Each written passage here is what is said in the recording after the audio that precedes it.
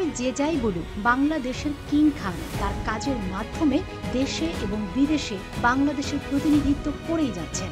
আর তার দুর্দান্ত অভিনয় সর্বমহলে প্রশংসিত হচ্ছে। দেশে বিদেশে অনেক নায়িকাই শাকিবের সাথে অভিনয় করার আগ্রহ প্রকাশ করছে। সেই তালিকায় রয়েছে বর্তমান সময়ের ছোট পর্দার জনপ্রিয় নায়িকা আসনা হাবিব ভাবনা। আর আসনা হাবিব ভাবনা বলেন, তিনি ডালিউড কিং শাকিব খানের সাথে শুধু অভিনয় করতে চান না, তার মতোও হতে চান। কিং খানকে আর এর আসল রহস্য উন্মোচনও করেছেন ভাবনা। তিনি বলেন, কিং খানকে পর্দার বাইরে সেভাবে খুব একটা দেখা যায় না। বছরে 2 থেকে সর্বোচ্চ 3টে সিনেমা নিয়ে হাজির হন এই অভিনেতা। সেই সিনেমার প্রমোশনেও নায়ককে সচরাচর দেখা যায় না।